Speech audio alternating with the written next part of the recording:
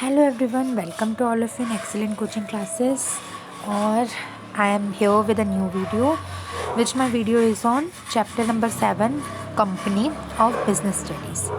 ये चैप्टर आपका CBSE class 11th का बिजनेस स्टडीज़ का चैप्टर है और बिजनेस स्टडीज़ का ये 7th चैप्टर है। कौन सा चैप्टर है? चैप्टर नंबर 7 है ये हमारा। किस सब्जेक्ट का? बिजनेस स्टडीज़ का और क्लास 11th का। इस चैप्टर में बेसिकली क्या होता है, ये चैप्टर मैंने आपको अपने प्रीवियस वीडियोस में बताया था कि काफ़ी इजी चैप्टर लगेगा उन बच्चों को जिन लोगों ने ऑलरेडी चैप्टर नंबर 2 कर रखा होगा, क्योंकि इसके काफ़ी हद तक कॉन्सेप्ट्स आपके चैप्टर नंबर 2 से रिलेटेड है। तो मेरा तो यही सजेशन है कि अगर अभी तक आपने चैप्टर नंबर 2 नहीं किया तो जाइए और जाके पहले चैप्टर नंबर 2 करिए, क्योंकि अगर आप चैप्टर नंबर 2 को अच्छे से कर लेकर सारा करो, वैसे तो सारे ही करो आपके सिलेबस में, बट अगर आपने सारा नहीं भी किया तो कम से कम आप उसका कंपनी पार्ट ज़रूर पढ़ लो। रीज़न बीइंग, कंपनी जो होता है आपका वो ये पूरा चैप्टर बन के आ गया। और पहले जो हमारी कंपनी थी वो कंपनी सिंपल हमारी एक फॉर्म्स ऑफ बिज़नेस ऑर्गेनाइजेशन में थी। बेसिकली अगर हम फॉर्म्स ऑफ बिज़नेस ऑर्गेनाइजेशन देखें तो हमारी 5 तरीके से हम एक पर्सन बिज़नेस कर सकता है। एक तो वो सोल प्रोप्राइटरशिप के अकॉर्डिंग कर सकता है, पार्टनरशिप के अकॉर्डिंग कर सकता है, और उसके अलावा वो हमारे जॉइंट स्टॉक कंपनी या कंपनी कह लो उसके अकॉर्डिंग कर सकता है, कोऑपरेटिव सोसाइटी के अकॉर्डिंग और हिंदू अनडिवाइडेड फैमिली के अकॉर्डिंग। तो इन पांचों में से एक उसका पार्ट था पहले वाले में हमारा कंपनी। अब कंपनी क्योंकि हमारा एक फर्स्ट ही उसका एक पार्ट था, तो उस पार्ट में आखिर क्या होता है, उसकी फॉर्मेशन क्या होती है, वो आप पहले उसको कंसिडर कर लेना। फिर भी मैं इस चैप्टर में करवाऊँगी तो सही है, बस वो इजी हो जाएगा उसका कॉन्सेप्ट, क्योंकि एटलीस्ट आपको एक बर्ड्स आई व्यू मिल जाएगा कि आखिर उस चैप्टर में था क्या। Okay students, so let us proceed with our chapter. तो कंपनी क्या होती है ये तो मैंने आपको अपने प्रीवियस वीडियो में बता ही दिया था, और उसके इम्पोर्टेंस, मेरिट्स, डीमेरिट्स और फीचर्स वैसे तो इस चैप्टर में इंक्लूडेड नहीं है। अगर आ गए, पूछ लिया गया, तो आप चैप्टर नंबर 2 से कर लेना। क्या क्या करोगे आप चैप्टर नंबर 2 से? इसका मेरिट्स, डीमेरिट्स और आपके ये मेरिट्स, डीमेरिट्स और फीचर्स ऑफ कंपनी आप अपने प्रीवियस चैप्टर से कर लेना। ओके स्टूडेंट्स, तो अब एक बार मैं अगर आपको दोबारा रिकैप करवा दूँ तो मैं बता देती हूँ कि कंपनी क्या होती है। एक कंपनी हमारा आर्टिफिशियल पर्सन होती है। A company is an artificial person which have a perpetual succession and a common seal.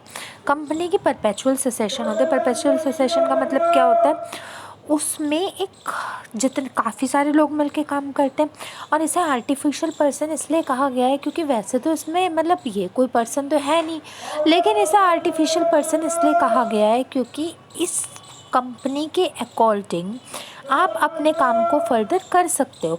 और कंपनी में कई सारे लोग इकट्ठे मिलके आते हैं, ऐसा तो नहीं होता कि एक आधा ही पर्सन इंक्लूडेड होता है। सब अपने अपने रोल्स को अदा करते हैं, अपने अपने रोल्स करते हैं और फिर एक कॉमन ऑब्जेक्टिव के लिए काम करते हैं। मैंने आपको पहले भी बताया था, अगर गूगल की कंपनी है तो ज़रूरी नहीं है वो सिर्फ और सिर्फ गूगल को ही अपग्रेड करने में हेल्प कर, मतलब वो ज़रूरी नहीं है कि सिर्फ अपने इंडिविजुअल मोटिव के लिए चलेगी। वो फुल उसका मेन एम क्या होगा कि पूरी गूगल कंपनी को आगे बढ़ा के लेके जाए, ये मैंने आपको बता दिया था। अब एक बहुत बड़ा क्वेश्चन आता है कि कंपनी फॉर्म कैसे होती है। एक बात सुनो बच्चों, अगर हम अपने सोशल रिस्पॉन्सिबिलिटी, अगर हम अपनी सोल प्रोप्राइटरशिप की बात करें जिसमें सिंगल ओनर होता है, बहुत ईजी होता है उसे ओपन करने का, कोई फ़र्क ही नहीं पड़ता। आपके पास पेड अप कैपिटल है, जितना आपके पास पैसा है अपना खोल के कंपनी बैठ जाओ। लेकिन डिफ़िकल्टी उस केस में आती है जब आपके पास आपको कंपनी फॉर्म करनी होती है। इसका रीज़न ये है कि कंपनी को फॉर्म करने के लिए आपको चाहिए होता है लार्ज अमाउंट ऑफ कैपिटल। और कंपनी के भी 2 काइंड्स होते हैं, ये आपको पहले पता होगा, पब्लिक कंपनी और प्राइवेट कंपनी। अब क्वेश्चन इस बात का राइज होता है कि अगर हमारी जो पब्लिक कंपनी है ना, तो पब्लिक कंपनी यानी हमारी गवर्नमेंट की कंपनी और प्राइवेट कंपनी हमारी सिंपल कंपनी। तो क्वेश्चन इस बात का राइज होता है कि पब्लिक कंपनी जो हमारी गवर्नमेंट कंपनी होती है उसको कैसे फॉर्म किया जाए। वैसे तो प्राइवेट कंपनी में भी डिफ़िकल्टीज होती है, it is not easy as your sole proprietorship या जॉइंट स्टॉक कंपनी। डिफ़िकल्टी तो सब में होती है, लेकिन बात ये होती है कि पब्लिक कंपनी को कैसे फॉर्म अप करें, क्योंकि प्राइवेट कंपनी में तो फिर भी आपके कम मेंबर्स के साथ भी स्टार्ट हो सकती है। लेकिन पब्लिक कंपनी में तो मिनिमम 7 मेंबर्स चाहिए होते हैं और उससे ज़्यादा ही होते हैं।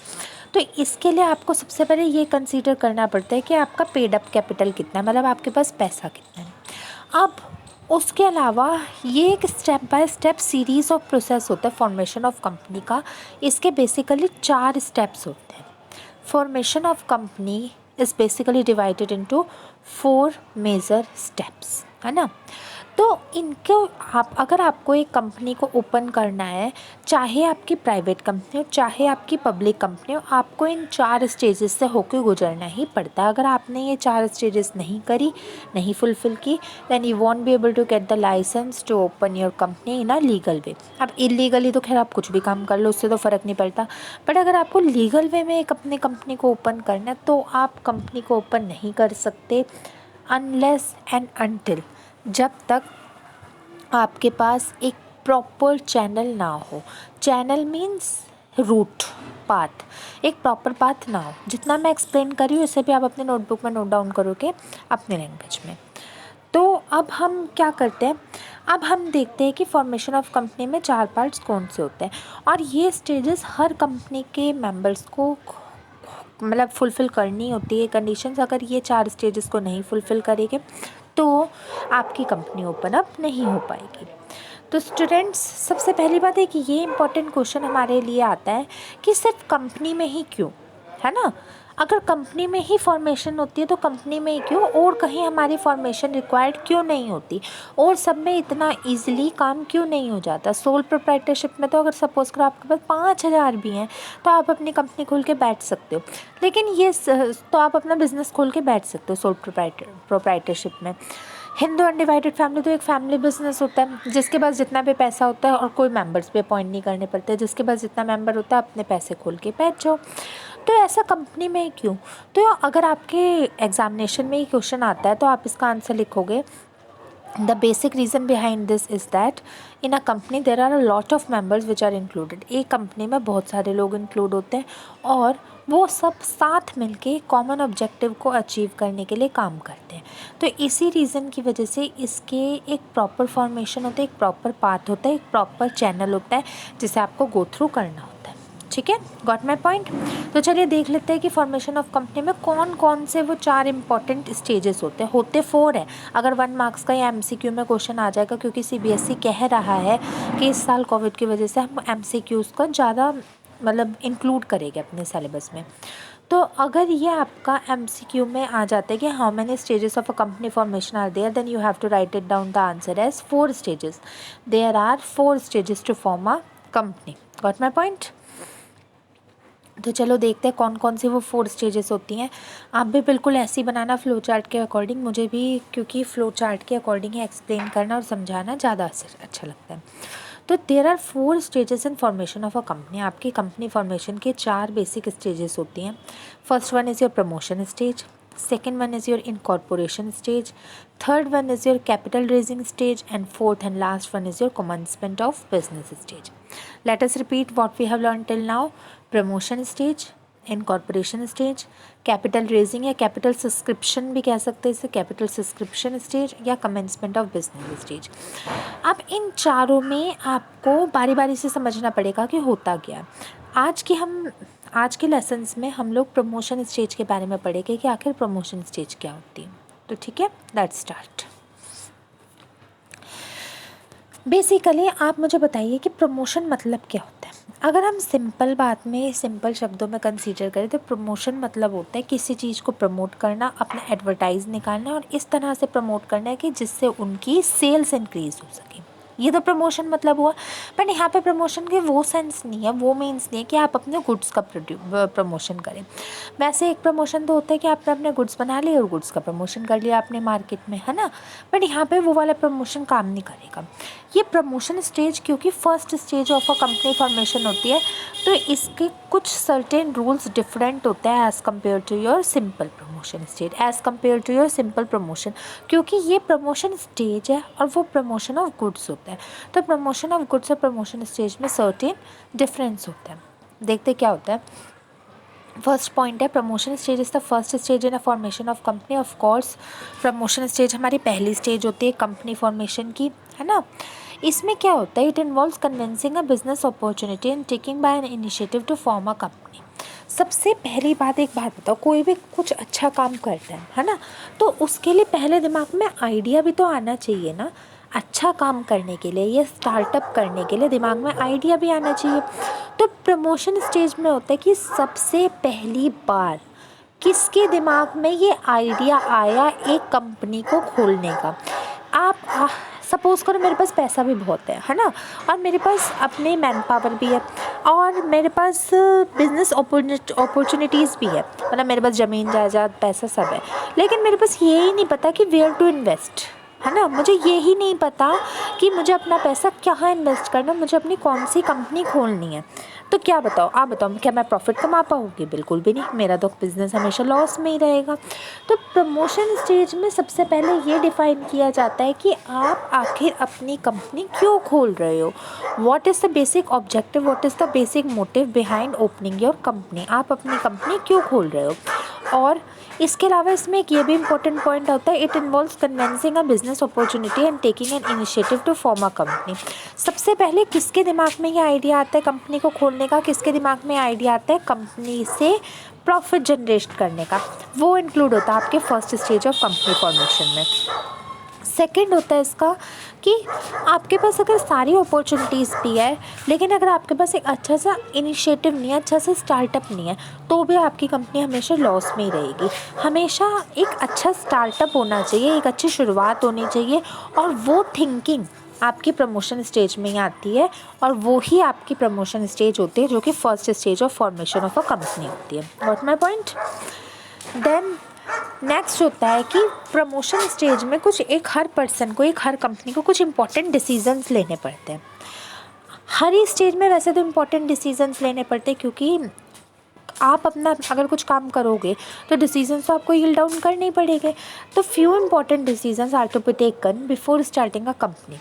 वो है कि फर्स्ट पॉइंट आता है whether to start a new company all together. मतलब आपको एक कंपनी ऐसी स्टार्ट करनी है, मतलब सिंपल शब्दों में बात करो, आपको प्राइवेट कंपनी बनानी है या पब्लिक कंपनी बनानी है। ऑल टुगेदर का मतलब होता है एक साथ, और एक साथ होते हैं कई सारे लोग। अगर आपको कई सारे लोगों से इकट्ठी अपनी कंपनी बनानी है तो वो पब्लिक कंपनी होएगी, और अगर आपको सिंपल कुछ लोगों से या सम अमाउंट ऑफ पीपल से आपको अपनी कंपनी फॉर्म अप करनी है तो वो प्राइवेट कंपनी होगी। फ़र्क कोई नहीं पड़ता, डिपेंडेंट अब करता है आपको किस टाइप के प्रोडक्ट्स को प्रोड्यूस करना है। जिस टाइप के प्रोडक्ट्स को प्रोड्यूस करना है उस अकॉर्डिंग आप अपनी कंपनी बना सकते हो। इससे कोई फ़र्क नहीं पड़ता कि पब्लिक हो या प्राइवेट हो, both, because India is a mixed economy. India की मिक्स्ड इकनॉमी है, तो यहाँ पर दोनों सेक्टर्स को एग्जिस्ट करते हैं together, whether it is your public company और प्राइवेट कंपनी। ओके, फिर सेकेंड पॉइंट होता है हमारा इसका to acquire already running business. ये बिजनेस प्रमोशन स्टेज का फर्स्ट स्टेज में आते हैं कि कौन कौन से डिसीजन होते हैं। सेकंड डिसीजन होता है to acquire already running business. देखो, आप अपना कोई न्यू बिज़नेस खोलते हो तो आप पहले जांच करते हो ना कि आपको सपोज़ करो शैम्पू की कोई कंपनी खोलना है, तो आप देखते हो ना कि एग्जिस्टिंग कौन सी ब्रांड है, कितने का वो अपना शैम्पू सेल कर रही है ना, और क्या उसके कॉम्पिटिटिव ब्रांड्स होती है। मतलब जैसे जो अभी की बात करें तो वाटिका हो गया, आपका क्लिनिक प्लस हो गया, या कुछ भी मान लो सनसिल्क हो गया, वो कितने प्राइस में अपना शैम्पू बेच रही है, कितने ग्राम दे रही है, और क्या वो क्वालिटीज़ दे रही है और क्या वो क्वालिटीज़ नहीं दे रही, और जो वो नहीं दे रही वो आप दो, है ना। तो to acquire already running business का मतलब होता है आप जिस भी कंपनी से रिलेटेड, आप जिसकी भी कंपनी खोलना चाहते हो, पहले थोड़ा सर्च आउट करो या करवाओ कि आपके प्रोडक्ट से रिलेटेड ऑलरेडी एग्जिस्टिंग कितनी ब्रांड्स है उस कंपनी की, और कितनी वो क्या कर रही हैं और वो क्या नहीं कर रही हो। जो नहीं कर रही वो आप कैसे कर सकते हो। ओके, तो ये सेकंड इंपॉर्टेंट डिसीजन होता है प्रमोशन स्टेज का। थर्ड होता है साइज़ ऑफ अ कंपनी। आपको ये वही वाली बात होगी, मैंने आपको अभी बताया, ये साइज़ डिसाइड करना कि आपको लार्ज स्केल हो गई, मीडियम स्केल हो गई या स्मॉल स्केल। 3 स्केल की कंपनी होती है ना, तो आपको लार्ज स्केल, मीडियम स्केल और स्मॉल स्केल कौन सी कंपनी ओपन करनी है। थर्ड वन होता है कैपिटल इन्वॉल्व। ये आपने अपने स्टार्टिंग के चैप्टर्स में पढ़ा होगा इकोनॉमिक्स में भी, कि कैपिटल इन्वॉल्व के 2 तरीके होते हैं आपकी कंपनी चलाने के। तो LIT या CIT। LIT मतलब लेबर इंटेंसिव टेक्निक, और CIT मतलब कैपिटल इंटेंसिव टेक्निक। जो आपकी कंपनी होगी वो लेबर इंटेंसिव मतलब ज़्यादा प्रभाव, उसमें लेबर्स का ज़्यादा प्रभाव होगा या कैपिटल का। थर्ड वन होती है सोर्स ऑफ कैपिटल। आप अपने पैसे को कहाँ से जनरेट करोगे, इक्विटी सोर्स से करोगे यानी शेयर से, या लायबिलिटी सोर्स से करोगे यानी डिबेंचर से। तो दो तरह के सोर्सेज हो गए, मैं जो साथ साथ एक्सप्लेन करूँ ना, आप इसे अपने नोटबुक में भी लिखना कि आपके कैपिटल के कौन कौन से सोर्स हो सकते हैं, इक्विटी सोर्स हो सकते हैं या लायबिलिटी सोर्स हो सकते हैं। और लास्ट वन, वेदर आपकी public, of course none other than हमेशा से जो चलता आ रहा है कि आपकी पब्लिक कंपनी होगी या प्राइवेट कंपनी होगी। अब ये 6 इंपॉर्टेंट डिसीजंस होते हैं और इन 6 के मैंने आपको फर्दर पार्ट्स भी बता दिए हैं। आप अपनी नोटबुक में लिखते समय इनके फर्दर पार्ट्स को भी लिखेंगे। जैसे ये ऑल टुगेदर में आप लिखोगे कि साथ में whether to join the company in a group या in a some amount of people या मोर अमाउंट ऑफ पीपल, इसके 2 हेडिंग्स आ जाएगी। फिर नेक्स्ट में to acquire already running business में वही आप लिखोगे, आप इसे एक्सप्लेन करोगे कि अपनी एग्जिस्टिंग प्रोडक्ट्स के बारे में थोड़ी सी इन्फॉर्मेशन लेना कि आपकी जो आपकी और ब्रांड्स दे रही है वो आप दे सकते हो या नहीं दे सकते। फिर साइज़ ऑफ अ कंपनी में वही हो जाएगा आपका large scale, medium scale, small scale. फिर फोर्थ कैपिटल इन्वॉल्व में या तो CIT या LIG टेक्निक। और फिर फिफ्थ वन इस सोर्स ऑफ कैपिटल में हो जाएगा या तो इक्विटी अप्रोच से या डेप्ट अप्रोच से। इक्विटी अप्रोच से शेयर्स और डेप्ट अप्रोच से आपके डिबेंचर्स। और डेप्ट में भी 2 तरह के होता है, NCL और CL, नॉन करंट लायबिलिटीज़ और current liabilities, but basically debentures वाला। और लास्ट आपकी पब्लिक है प्राइवेट कंपनी। तो ये आपकी हेडिंग क्या डल जाएगी, पहले तो आप डालोगे स्टेजेस इन कंपनी फॉर्मेशन में, ये ऐसी टेबल बना के करोगे आप, फ्लो चार्ट बना के। फिर प्रमोशन स्टेज के ये 3 पॉइंट्स लिखोगे। फिर what are the important decisions of a promotion stage, ये क्वेश्चन लिख के ये आंसर लिखोगे विद एक्सप्लेनेशन। अब देखते हैं कि प्रमोशन स्टेज में आपकी क्या बेसिकली इंक्लूड होता है ना, कौन कौन सी चीज़ें इंक्लूड होती है। प्रमोशन स्टेज में सबसे पहला तो जो पॉइंट इंक्लूड होता है वो होता है discovery of business opportunities. Business की अपॉर्चुनिटीज़ को जनरेट करना, मतलब आप अगर अपना पैसा अपनी मार्केट में लगा रहे हो तो कौन कौन सी वो अपॉर्चुनिटीज़ होगी जो आपको मिल सकती है। आपने अपने लाइफ में स्वॉट एनालिसिस किया होगा, और नहीं किया तो 12th में आएगा। स्वॉट एनालिसिस होता है स्ट्रेंथ, वीकनेस, अपॉर्चुनिटी, थ्रेट्स। तो आपको ये फाइंड आउट करना कि आपकी कंपनी की क्या स्ट्रेंथ है, क्या पावर है ना। और आप अगर अपना पैसा अपने बिज़नेस में लगाओगे तो उससे आपको प्रॉफिट होगा, लॉस होगा। देखो थोड़ा बहुत आइडिया तो पहले ही हो जाता है कि प्रॉफिट होगा, लॉस होगा। मैं ये बात तो मानती हूँ कि पूरा तो कोई नहीं जज कर सकता, पूरा तो इतना हॉरोस्कोप या फ्यूचर या एस्ट्रोलॉजी किसी की स्ट्रॉन्ग नहीं होती, बट थोड़ा बहुत तो ऑलरेडी पता चल जाता है बाय एग्जिस्टिंग रिसोर्सेज। तो ये पता करना कि आपकी बिज़नेस की जो आपका बिज़नेस है उसकी क्या अपॉर्चुनिटीज़ है, क्या आगे फ्यूचर पर्सपेक्टिव है, क्या फ्यूचर ट्रेंड्स हैं। फिर सेकंड डिटेल्ड इन्वेस्टिगेशन। अब इन्वेस्टिगेशन इसमें किस चीज़ की होगी, जो मैंने आपको यहाँ पे अभी बताया था।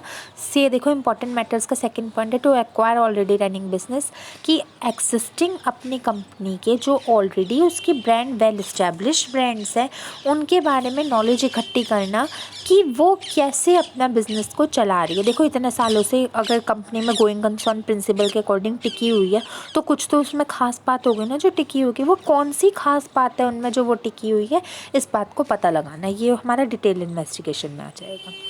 Next, assembling of necessary requirements. आपको क्या क्या ज़रूरत है एक बिज़नेस में। जब आपने अकाउंटेंसी में भी पढ़ा होगा अकाउंटिंग इक्वेशन में कि एक ओनर अपने साथ जब बिज़नेस ओपन करते हैं तो काफ़ी सारी चीज़ें लाता है। और कौन कौन सी चीज़ें लाता है, पैसा लाता है, एसेट्स लाता है, शेयर्स लाता है, और कई बार वन और अनदर केस डेप्ट्स भी लाता है। बट डेप्ट्स ज़रूरी नहीं कि हर बार लाता ही लाता हो, बट शेयर्स और एसेट्स तो लाता ही लाता है। और पैसा है ना, जिसे हम कैपिटल कहते हैं, ओनर का पैसा कैपिटल। तो ये सोचना कि कौन कौन से आपकी रिक्वायरमेंट है और क्या क्या आपको चाहिए अपने गुड्स को प्रोड्यूस करने में। और लास्ट है हमारे फाइनेंसिंग ऑफ प्रपोर्शन। वही बात हो गई फाइनेंसिंग ऑफ प्रपोर्शन में कि आप अपने, ये देखो इसका third point source of capital, कि आप अपने बिजनेस में जो पैसा है, देखो इतना तो पैसा किसी के पास नहीं, तो कंपनी की बात करें, छोटे मोटे सोल प्रोप्राइटर की बात नहीं कर रहे, तो इतना तो पैसा किसी के पास नहीं होता कि वो सारा अपने अकॉर्डिंग ही लगा ले। और वो भी तो हर बंदा कैश में नहीं लगाता। तो अगर आपके पास 10 लाख है और आपको 25 लाख का बिज़नेस खड़ा करना है तो 15 लाख कहाँ से आएगा बताओ। 15 लाख आएगा हमारी या तो इक्विटी सोर्स से जो कि हमारे शेयर्स होते हैं, या हमारे लाइबिलिटी सोर्स से जो कि हमारे डिबेंचर्स होते हैं, या हमारी करंट लाइबिलिटीज़ होती है, इनके अकॉर्डिंग या इनके थ्रू आएगा। तो फाइनेंसिंग पोजीशन में यही आ जाता है कि आपका पैसा किस किस जगह से आएगा। और ये तो थे हमारे डिसीजंस प्रमोशन स्टेज के। और ये होते हैं कि क्या क्या पार्ट्स होते हैं, एलिमेंट्स होते हैं, सब डिवाइडेड पार्ट्स होते हैं प्रमोशन स्टेज के। ऑलराइट, अब इतनी सारी तो हमने बातें कर ली कि प्रमोशन में आखिर होता क्या है, क्या इंक्लूड होता है, प्रमोशन स्टेज क्या होता है। लेकिन अब ये भी तो बताना ज़रूरी है कि ये सारे काम करता कौन है। देखो, ओनर तो नहीं करता ये सारे काम, है ना, इन्वेस्टर भी नहीं करता, शेयर होल्डर भी नहीं करता, तो आखिर ये सारे काम करता कौन है। तो इसका आंसर है, एक पर्सन होता है जिसे स्पेशली एक ओनर अपॉइंट करता है ये सारे काम करने के लिए, और वो पर्सन होता है हमारा प्रमोटर। कौन होता है? प्रमोटर। तो प्रमोटर ऑफ अ कंपनी का ये मेन मोटिव होता है कि आपकी कंपनी का प्रमोशन करे। आपकी कंपनी में जो प्रमोशन स्टेज होते हैं, या कहते हैं ना, जैसे ये आपने डेफिनेशन तो सुनी होगी, well begin is the half done, सुनिए ना। Well begin is the half done मतलब होता है अगर आपने शुरुआत अच्छी की है तो एंड रिज़ल्ट आपका अच्छा आता ही आता है। ये कोटेशन भी लिखना। तो प्रमोटर ऑफ अ कंपनी का क्या काम होता है? ये एक ऐसा पर्सन होता है जिसका मेन एम और मेन मोटिव होता है आपके ये जितने भी प्रमोशन के काम होते हैं जो मैंने आपको अभी बताया, इन्हें आगे लेके जाना और इनसे बेनिफिट जनरेट करना है, इनसे बेनिफिट गेन करना। तो प्रमोटर को स्पेशली अपॉइंट किया जाता है और इसका काम सिर्फ यही होता है कि प्रमोशन स्टेज को सक्सेसफुली रन करना, कंप्लीट करना। तो देख लेते हैं प्रमोटर ऑफ अ कंपनी क्या होता है। Promoter is one who undertakes to form a company with reference to a given object and to set it going, who takes the necessary steps to accomplish the purpose.